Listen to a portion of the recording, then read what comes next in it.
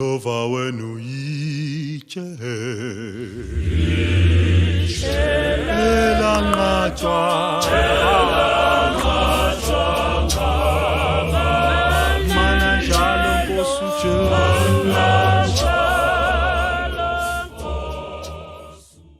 I greet you all, Archbishop Ndlozi, webandla Religious in Christ. 2025, siku ma-Easters ethu, enkonzweni yethu yePhasika. You're all welcomed to come and join us and enjoy the service. Umoya kakhulu umlayezo ukuthi sisuke emakhaya simenyiwe sonke siza sinjalo nobunjalo bethu kodwa sibuyele emuva sesibusisekile. Our theme for 2025 Passover is serving God with purpose. Lokho kusho ukuthi siseva uNkulunkulu ophilayo kudinga ukuthi sithembeke kuye siqonde ukuthi more than singathembeka kuArchbishop, more than singathembeka kubaholi, more than singathembeka emntwini wenyama, kodwa sidinga ukuthi sithembeke kuNkulunkulu ongabonwayo, sidinga ukuthi sithembeke kumdala weinsuku. So we need to serve God with purpose. 2025 RIC.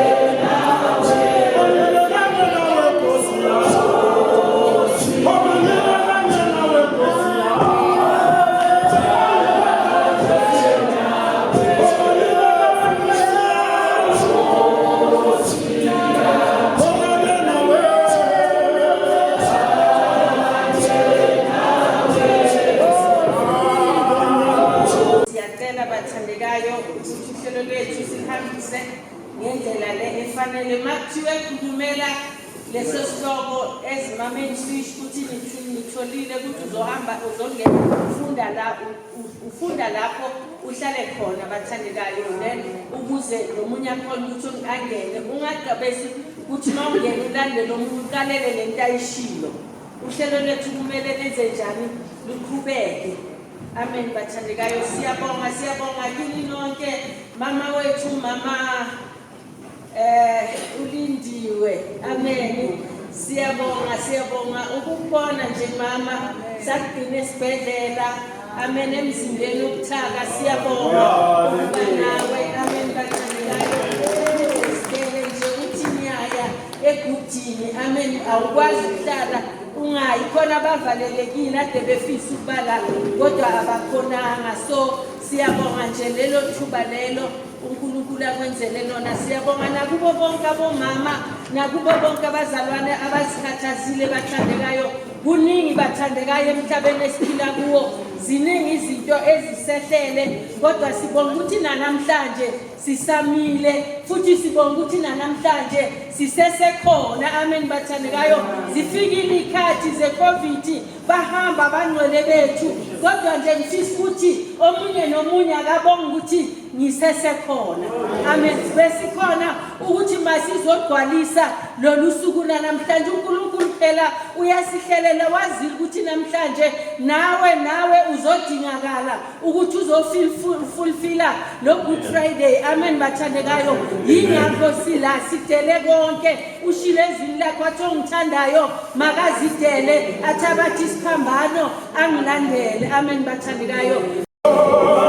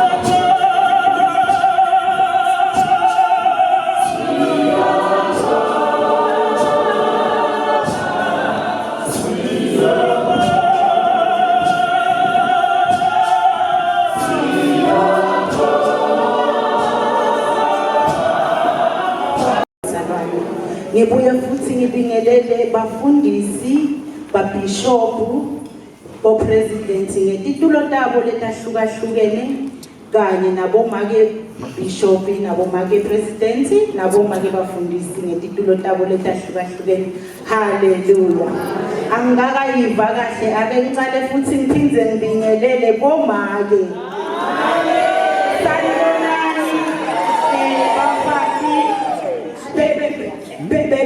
Betinkhophe letigcwele tinyembeti. Haleluya.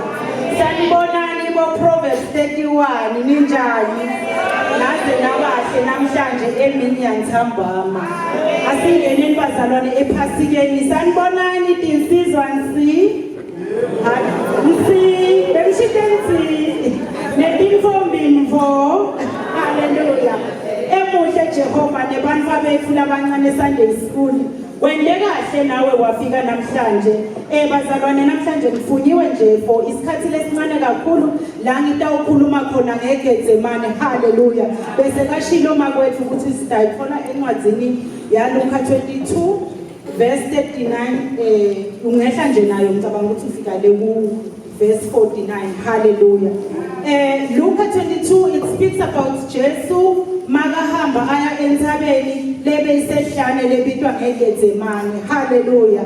IGetsemane kabazalwane, when you want to explain what is Getsemane, you can explain it kuti it's a mountain of oppression. It's a mountain where you press things. Hallelujah. Because kwamanye emaBhayibheli yachaza ukuthi Getsemane it was a beautiful mountain, and then it's a mount of olives. Hallelujah. But then namhlanje bazalwane, I want to take it down to me and you ukuthi what is iGetsemane bazalwane. Bazalwane eGetsemane njengoba basho ukuthi bekuyihlathi ekhathi kwehlathi, then you get this mountain, then you get this side ukuthi kula uJesu wayothandaza khona, where they said it was a very beautiful place. Hallelujah. But the thing is, it was a sacred place. Hallelujah. It was a sacred place because ngoba bekuyihlathi ngicabanga ukuthi lebantu bebangandlula ngetindlela bangaboni ukuthi kwenzakalani, kepha uNkulunkulu bekakhona kuleyo ndawo bazalwane.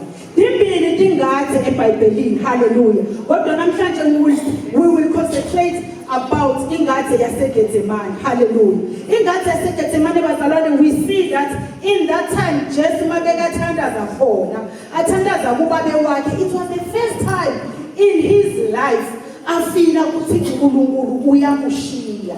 Hallelujah bazalwane. Wayefila ukuthi manje umtimba ulwa nomoya, bari impilo yakhe ilwanisana nemoya. Hallelujah bazalwane. So it was a fight between ekhathi kwakhe, and it was the first time he actually uttered the words yokuthi uyesaba ukhathatekile bazalwane. IGetsemane ke bazalwane, each and every one of us, we do have our own Getsemane. Hallelujah. Ungamthemba umzalwane longakafiki eGetsemane. Hallelujah bazalwane. Ungamthemba umzalwane ongakafiki in the mountain of pain. Hallelujah. Masayifike kahle futhi iGetsemane, it will leave bantu lobo bohamba nabo bazalwane. Mhlawumbe bangichuze namhlanje ngeGetsemane because they know what I'm going through. Hallelujah. Maybe leGetsemane namhlanje ikhuluma nami.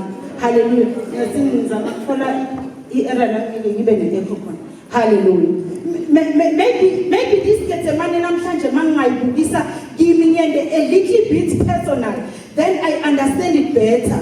Ukuthi for me to be able to see the cross, I have to go through the Getsemane. Hallelujah. For you to be able to triumph, to make it, you need to go through the Getsemane. You need to go through pain. Sithini bazalwane labafuna instant noodles, bazalwane bame microwave, lebafuna tifo tendakale fast ungenela kuhle enkonzweni sofuna futhi iphendvulo namhlanje tifo tanje.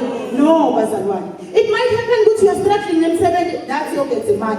It might happen ukuthi you are struggling in your marriage, that is your Getsemane. It might happen ukuthi you are struggling with your health, that is your Getsemane. It might happen ukuthi you are struggling nje akuhlangani ihlupheko left right and center, that is your Getsemane. Deal with it. Hallelujah. Each and every one of us here, you need to understand your stages of life.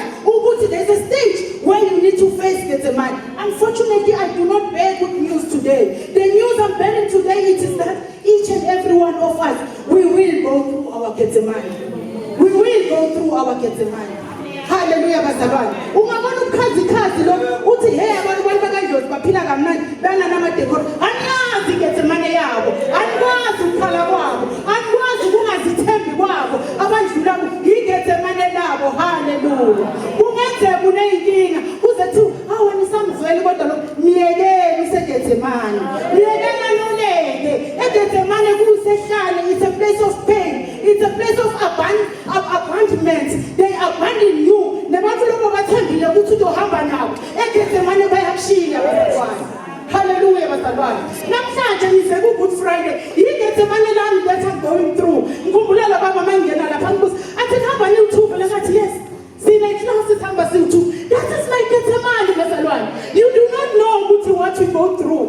In order to see the cross, you will never see the cross if you do not understand the Getsemane. Hallelujah, bazalwane. It needs us to be obedient. It needs your obedience. Sisaqala lephasika bazalwane. Sisezohlangana nabantu aba-different. I pray that we remain obedient. Hallelujah. Because we do not know umuntu ozohlangana naye udila neGetsemane lakhe njani. I pray that we are obedient. Hallelujah bazalwane. Yazi bathi labo bathembela kuNkulunkulu bayawundizela phezulu njengokhozi. Hallelujah bazalwane. Yathi mesendlule konke lokho ngoba ukukhala okwesikhathi esincane. Ukukhala bazalwane okwesikhathi esincane kodwa joy comes in the morning. Hallelujah. Asingeneni bazalwane ephasikeni. Asingeneni bomama ephasikeni. Kungenzeka ushiye iGetsemane ekhaya elontweni yawo bawazi ukuthi ifurniture yakho uzoyithola sesekhona yini. That's your Getsemane. God trusted you with that Getsemane. Hallelujah. Kungenzeka you are going through a trial emsebenzini. That's your Getsemane. You need to go through it so that uzobuya usho ukuthi unjengoDavide ukuthi wangilungela ukuba ngihlushwe ukuze ngazi imiso zakho uNkulunkulu. Sometimes uNkulunkulu ngeke uzumbone usahamba kahle. Do not worry when you go through a Getsemane. It is only for a space of time. It is only for I am here to assure you. La uNkulunkulu angilande khona bazalwane akusila ngingafuna ukubuyela khona. Lithi Bible uJesu wathi mayethandaza ngoba wayehamba noPetru nabanye ababili ngama-siblings. Wathi uJesu mayethandaza balala. Hallelujah bazalwane. Ngoba when you follow it ukuthi labafundi bakaJesu bavelaphi na, they started those 72. Hallelujah. Then they become 12. Hallelujah. Wathi kule-12 baba khona noJudas Iscariot obayenza omphikayo manje uJesu ozomqawuza anolelelanga namhlanje. Hallelujah. Ukhona uJudas Iscariot phakathi kwethu naye uzofika siqabuze esizofa ngaye. Hallelujah bazalwane.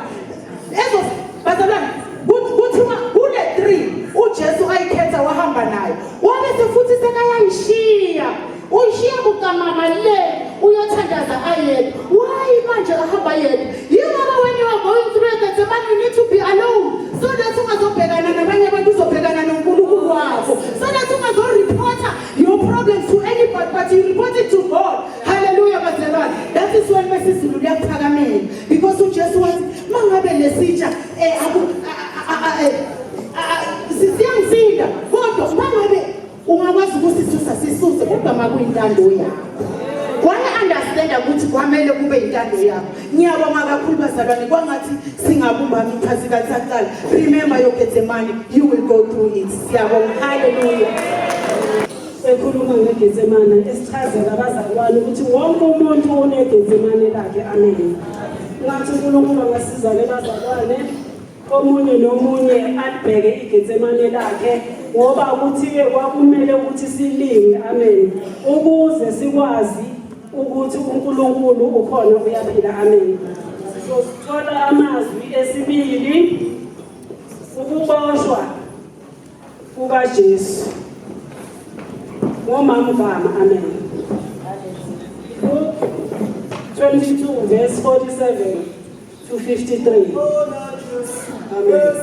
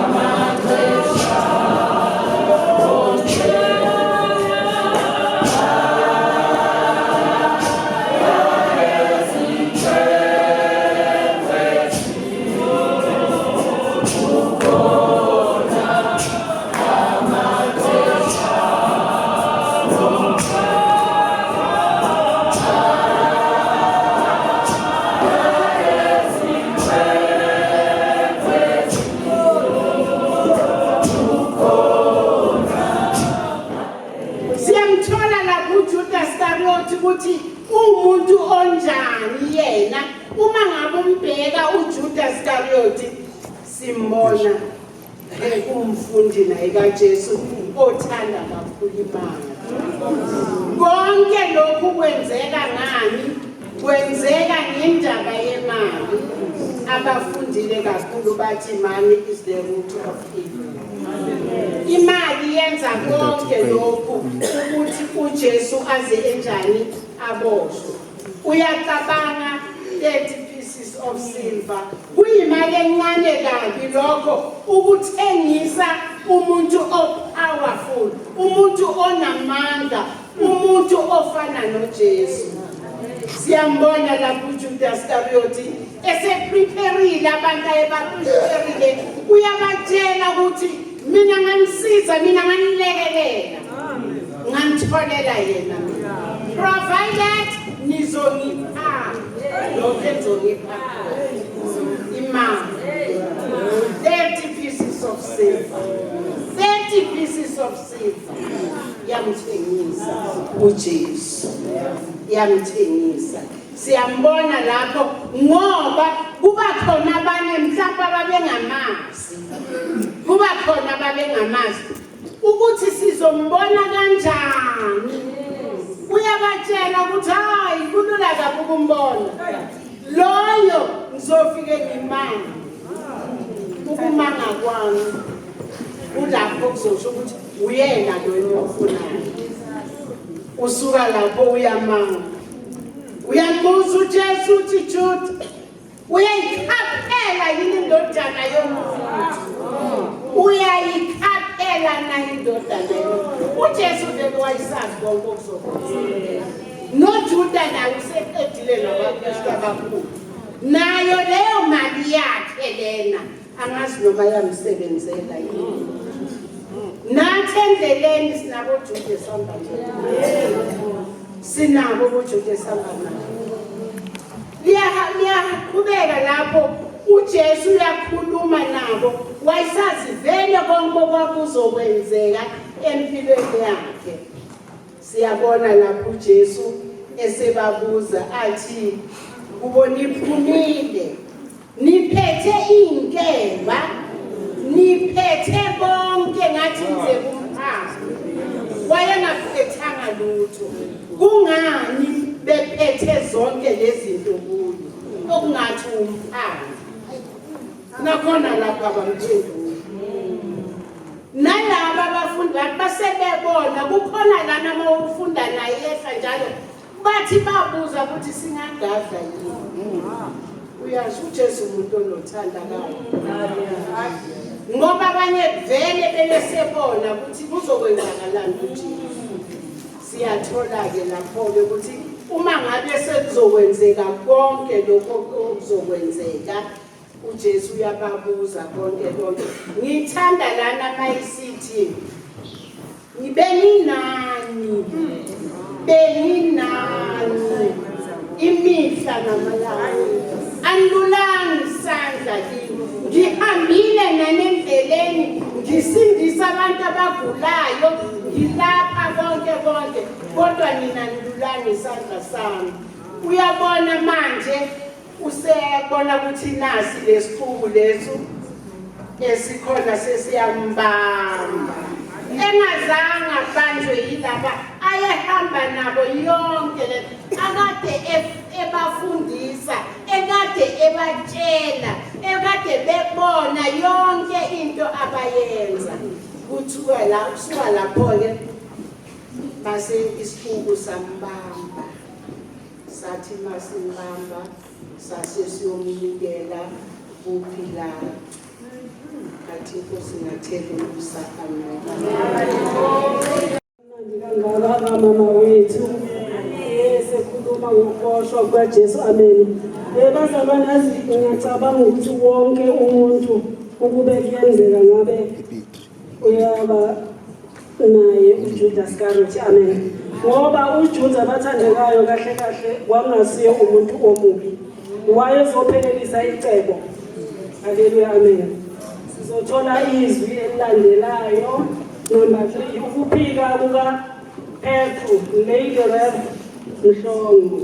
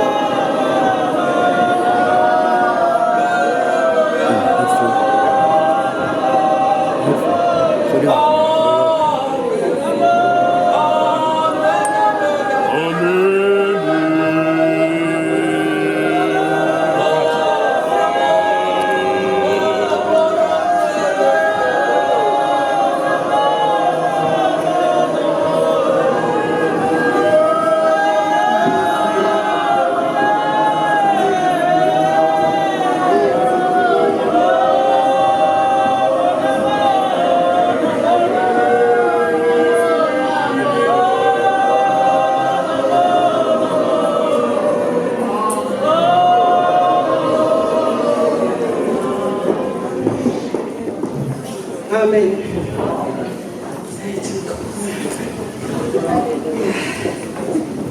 Siyabonga. Ngokuphakamisa emandleni. Ngiyabingelela abazalwane egameni lomfowethu Jesu Kristu. Amen. Ngibingelele uArchbishop wethu. Ngiyathoba gogo noLady Ash nabo mama Memen Fish. Amen. Mama umhlongo ke lo ozokhuluma ngoPetro. Ngicela nje ukuthi ubaba uNtombela bese kayangifundela omncane. Bese kayangifundela lapha kuPetro. Uphila uJesu kuLuke 22. Qala lapha kuverse 54 sigcine lapha ku62.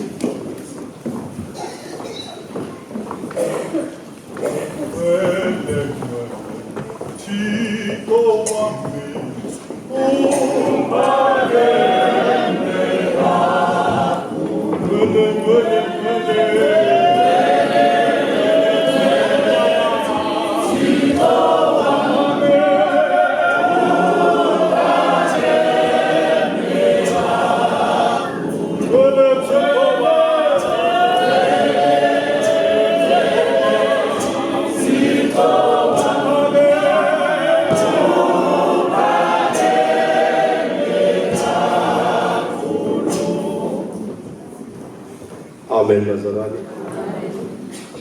Ngizofuna nje ukuthunywa.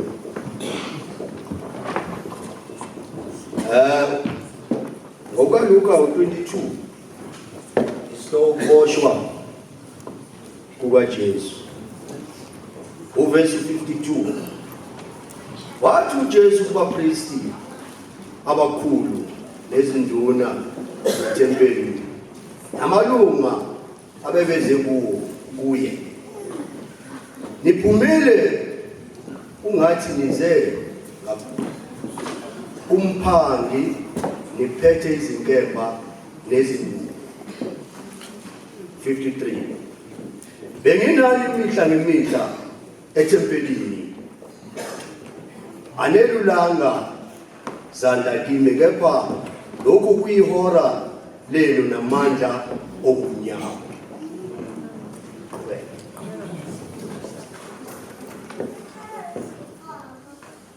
54. Asebembamba bamuka naye bamusa endlini yompristi omkhulu. uPetro walandela ekude. 55. Sebebasile umlilo phakathi egcekeni bahlala phansi ndawonye. uPetro wahlala phakathi kwabo. 56. Intombazana ethile imbona ehlezi ngaselilweni yamgqolozela yathi nalona ube naye. 57. Kepha waphika wathi sifazane angimazi. 58. Emva kwesikhashana omunye wambona wathi nawe ungomunye wabo. Kepha uPetro wathi muntu ndini angisiye. 50. Jesus was very close to Jesus and waba nomunyu ngalendlela yokuthi wayemzwela ukuthi kumele ukuthi sidlule lesitho. Kumele ukuthi umbhalo bese kuyafezeka. Kumele ukuthi sibe ne-relationship noNkulunkulu. Then we have to sacrifice certain things, bazalwane. In order to have a relationship noNkulunkulu, you need to sacrifice izinto eziningi. Uthatha le moto oyithandayo. Uthatha labantwana obathandayo. In order for you to have a relationship noNkulunkulu. So uJesu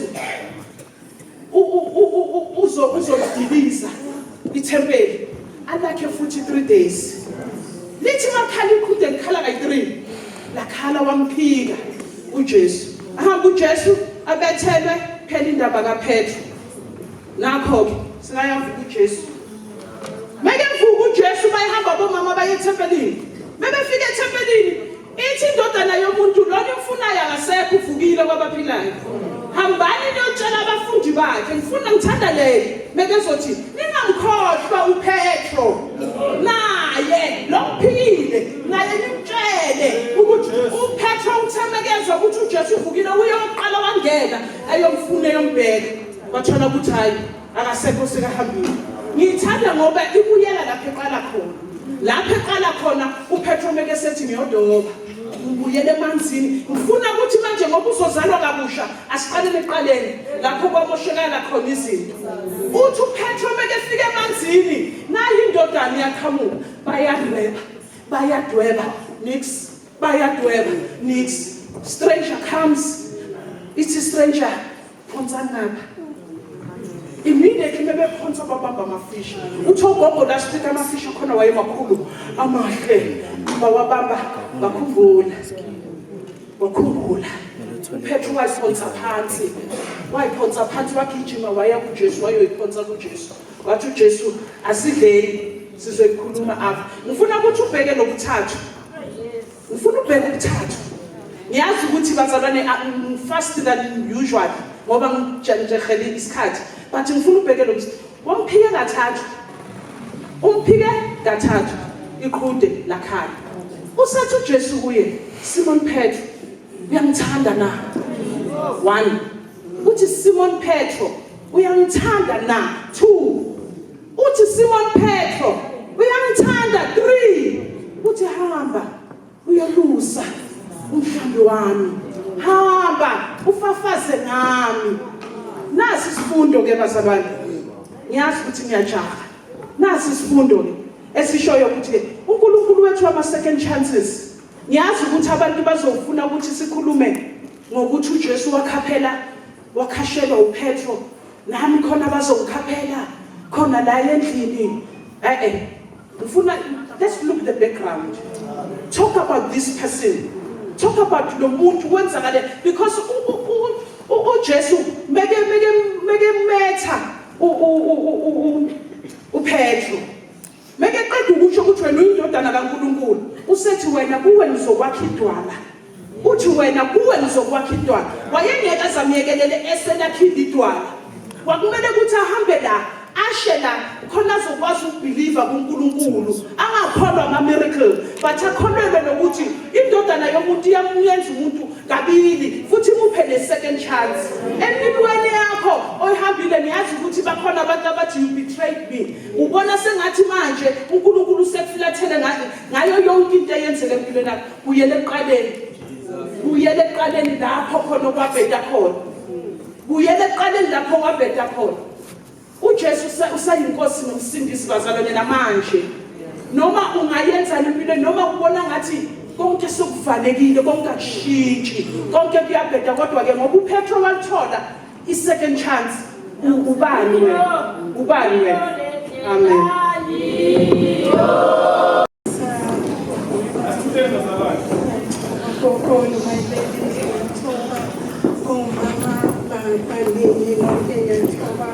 Umama besililo haleluya ngibingelela inhlangano kaThixo haleluya ngibonga nami isandla esimkhombile ngiwumuntu bazana njena ihlushwa isiphambano bathanda benkosi haleluya engisazokhuluma lana ngencwadi ekhulumile umama ethi uJesu uphathwa kabi egcekeni lompristi omkhulu alahlwa icala haleluya lana sibona uJesu bambamba haleluya uthi leso sikhathi bekefele bamfaka umkhala wameva ngiyabona lapho ameva uthi kuyalenga hey osayinwele igazi ubuhlungu obunjalo haleluya bayambamba laba bantu uthi bayamshaya laba bantu haleluya uthi bamboza ubuso bathi khuluma ukuthi profeta ukuthi ubani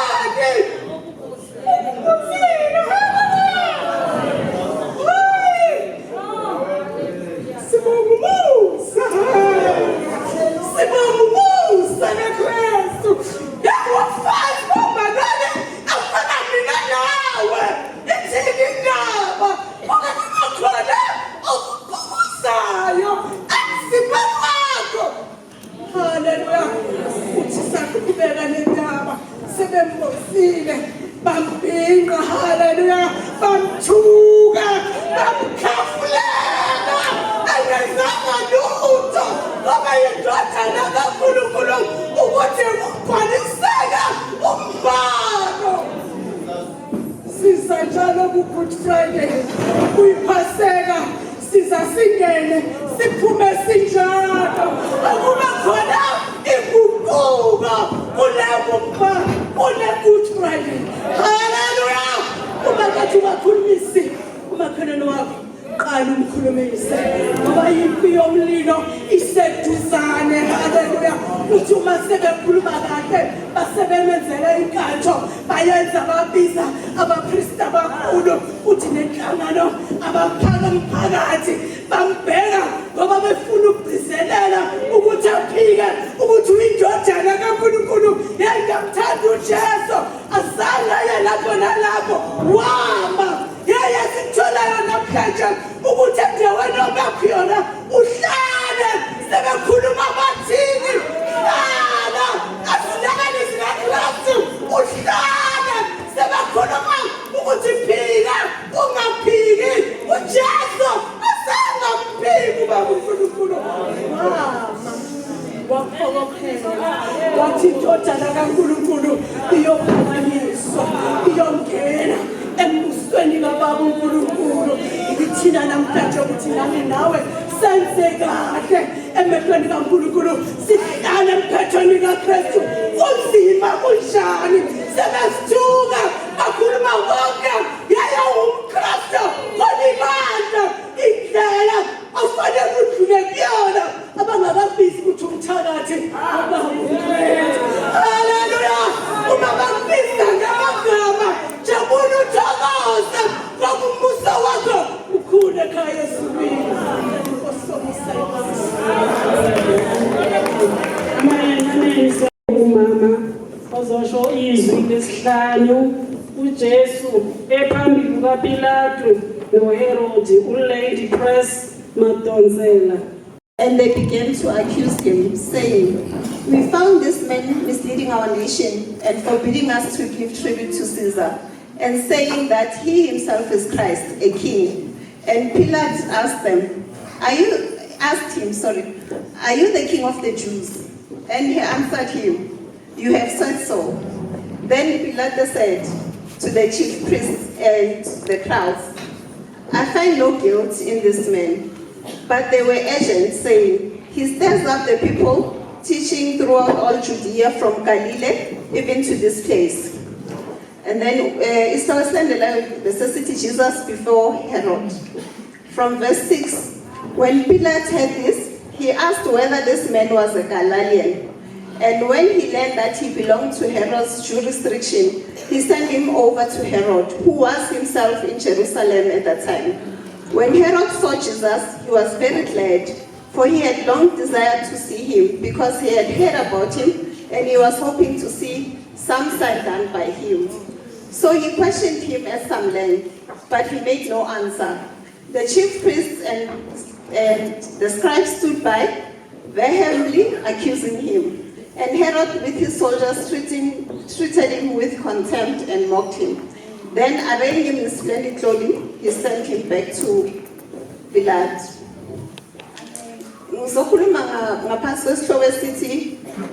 His kingdom is not of this world. From la emfunde khona uJesu uhanjiswa for i-trial yakhe, so uhanjiswa kuPilate. Uhanjiswa amaJews. iBhayibheli lithi amaJews bese badecide ukuthi bafuna uJesu ukuthi acrucify, but umthetho bongavumi ukuthi kube yibo abakhona ucrucify. So badecide ukuthi bahambise uJesu kuPilate because bebazi ukuthi uye kuphela igovernor yaseRome, uye umuntu ongakhona ukuthi akhona ucrucify uJesu. So mabafika egcikeni lakaPilate, uPilate uyababuza ukuthi kwenzakaleni yini icala lalomuntu elimlethile. So bazama ngendlela eningi ukuthi badecide ukuthi no kunezinto bekazenza umisleader abantu, but yonke lento lebe bayisho bengenasindo sokuthi lo muntu lo anga-crucify. For i-crucifixion i-punishment bebayipha abantu abenze ama-crime aserious, like abantu ababulala abantu, izintonyana ezinjalo. So mabafika kuPilato, then they decided ukuthi bazothi uJesu icala lakhe ukuthi uthi yena uyiking yamaJews. I-kingship eRome bekuyinto eserious kakhulu because uJesu makazalwa uking bekarena at the time uKing Herod makathola ukuthi izazi ezintathu zimtshela ukuthi kuneking ezozalwa igama lakhe bathi uJesu Kristu.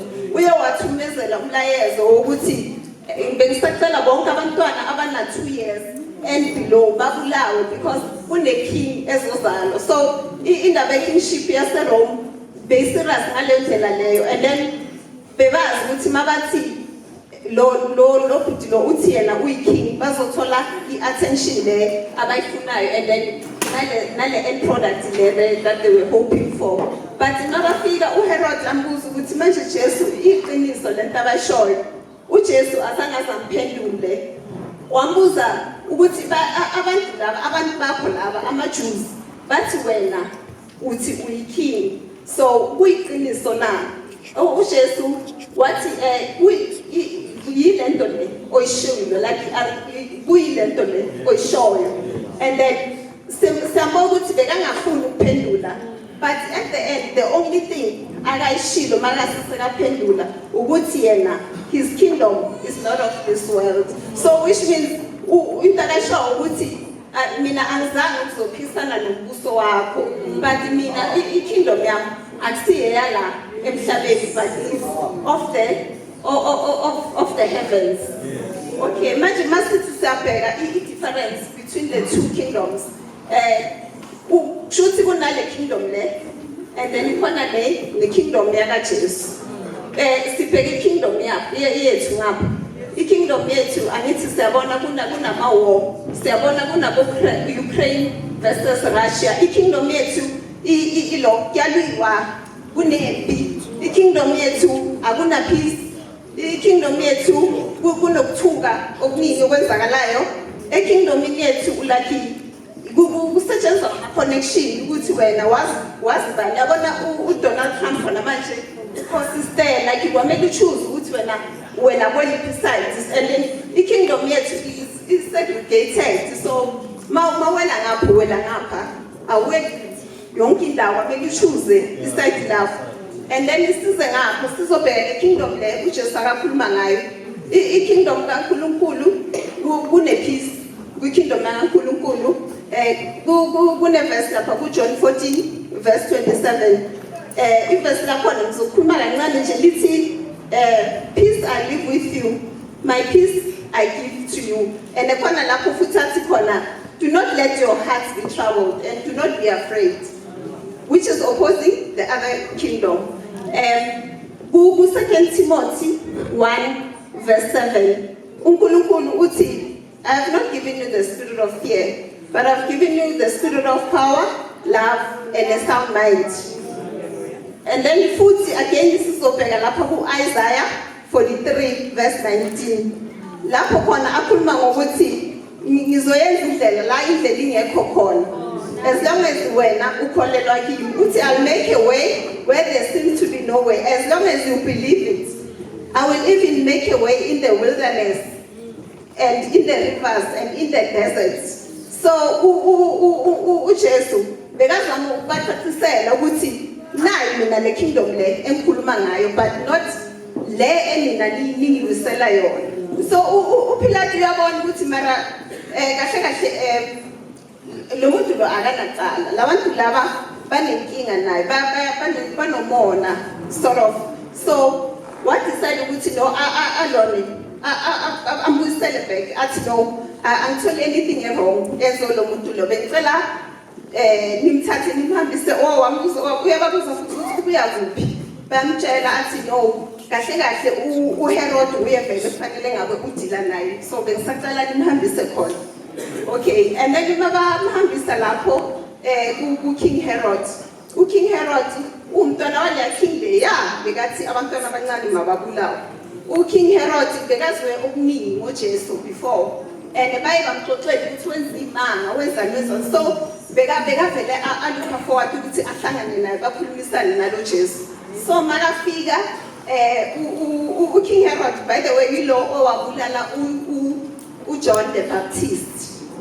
He's the same king. And John the Baptist nikhumbula ukuthi beka-preacher izwi lakaNkulunkulu. And then mabamfikisa lapho King Herod wathi uyacela ukuthi amenzele ama-sign because uzwile ukuthi yena ukhona ukwenza ama-signs and wonders, ukhona ukuvusa abantu abafile. Then makafika uJesu azange ayenze any of those things. So bammoka mabaceda bambuyisele emuva kuPilato. So esikhathini samanje ngicela ukuthi njena i-kingdom yakaNkulunkulu is not of this world. Ngicela sifollowe i-kingdom yakaJesu. Ngicela inkosi ithele umusa. Amen. Oh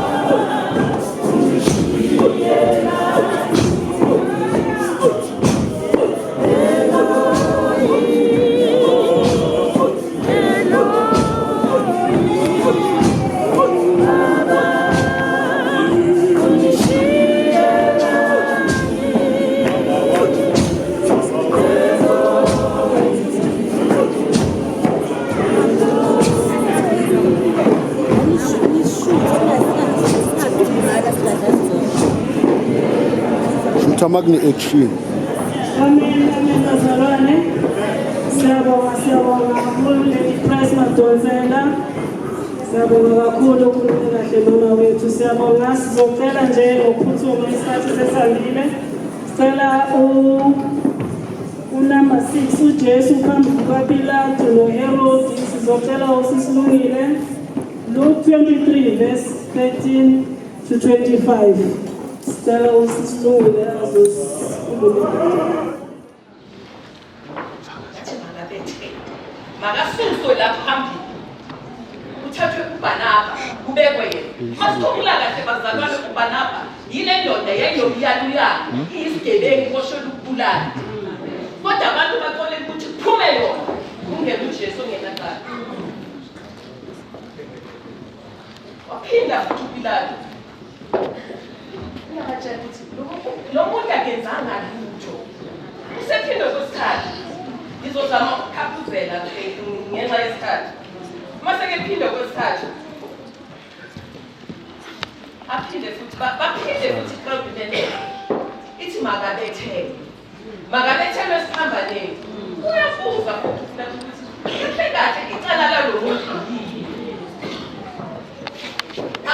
according to yena uJesu wayenaqala wayezokufanele kwakufanele ngabe uhleli nabakhozi phezulu kodwa ngenxa yabantu nengcindezi kwafanele ukuthi azabethele so uPilato bayam-overpower kahle kahle uPilato wadliwa ivoti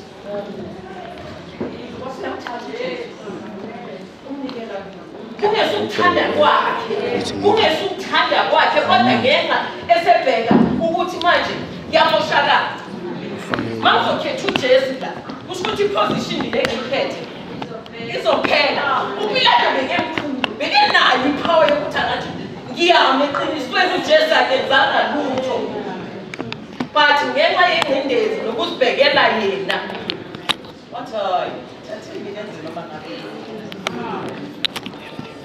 wanikela ngendodana kaNkulunkulu engenzanga la isifundo esisitholayo bazalwane kube ne-standing point siwamele amaqiniso noma ngabe kunjani kulumele iqiniso so uPilato uyazibhekela ama-self-interest akhe ukuthi ma ngizothi ebantwini uJesu akanaqala kusho ukuthi nesikhundla ngizosilunguza so ngoba ngingafulukuza lesikhundla ithi ngenze ngathi ngiyamduma ngithatheni nezithandayo ngawo kudingekile masizabantu ukuthi kumele bazalwane sinene eqinisweni noma ngabe linzima kangakanani asinene eqinisweni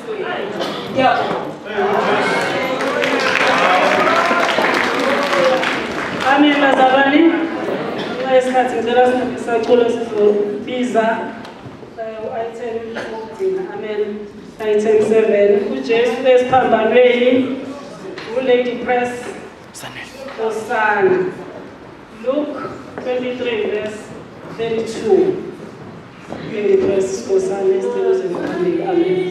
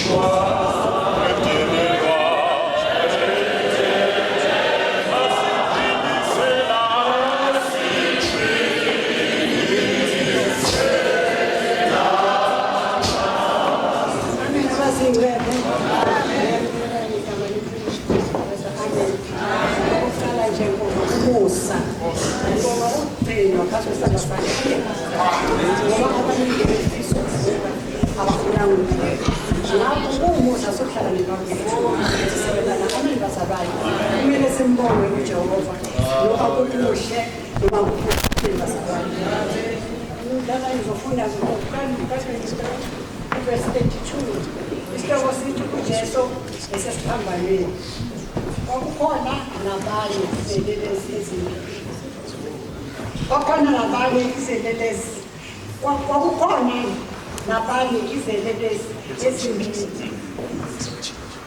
akayiswa ukuba babulawe kanye naye ameni bazalwane izelelesi bazalwane uJesu engenacala engenalutho kodwa kuyathunywa ngabulawe naye izelelesi labantu abaziyo ukuthi benzeni kodwa uJesu ngoba ubesefezela mina nawe besesithwalela thina sonke izono zethu ameni bazalwane sebefikile endaweni ethiwa yikhana bambethela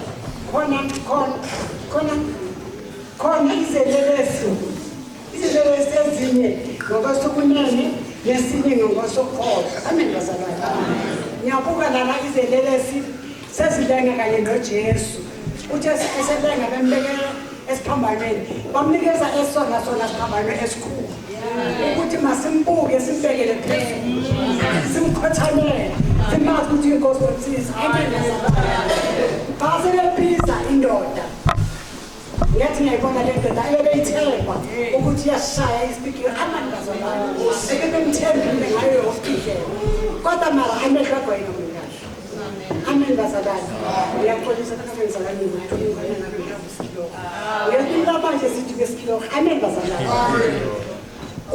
lona bazalwane sithatha isipikile sokuqala bashaya esinye isilelesi samemeza samthuka sambiza ngazo zonke izinhlamvu yaphinda futhi wamshaya wamemeza wamthuka ngazo zonke inhlawa ameni bazalwane ithina masabona omunye naye wenza kanjani futhi ameni bazalwane ithina kasoyebethela indodana yomuntu uyiphethe usishayile isipikiri yambuka yamgqolozela ameni bazalwane waphinda futhi washaya wambuka wamgqolozela ameni bazalwane wayesethi uthele ngoba ubembethela ngenyama ubengazi ukuthi kusasa uyosindisa yena na amena ubengazi yena ubethi wenza uswini ngokuthuthela wayesekhipha inkemba wamhlaba ngayo inhlangothi ameni bazalwane base kusafaka igazi namanzi amthele emehlweni wayesebona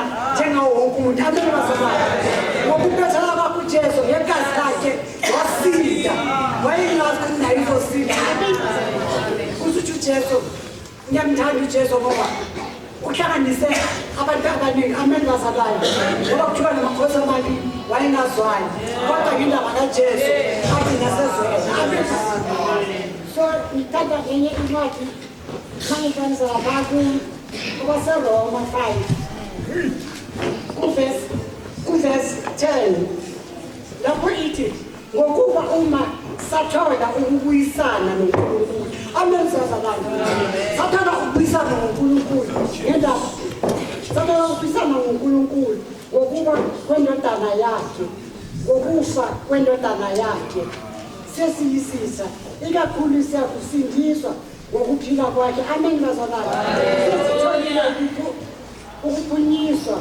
kepha akusikho lokho kodwa sibonga futhi ngoNkulunkulu inkosi yethu uJesu Kristu esamukeliswe ngaye ukubuyisana ameni bazalwane ngokufa kwenkosi yethu uJesu sabuyiswa ngabe sisasithwalela namhlanje zona manje ngoba wayefeza kwakufanele ukuthi awenze lo msebenzi wasithwalela kungakho namhlanje sikwazi ukuthwalelwa sikwazi ukuthetheleka indaba yakho uJesu Kristu amen kuye kunasuye ngabe namhlanje sisangcolile ngabe namhlanje asilazi asikwazi okuhle lokubi cela inkosi ithele umusa amen Haleluya amen hayi siyabonga bazalwane uhlelo ebengiphethe seliphelele lana ngicela ukuzibongela futhi ngibonise uma kukhona lapho ngibambe khona inkosi nenze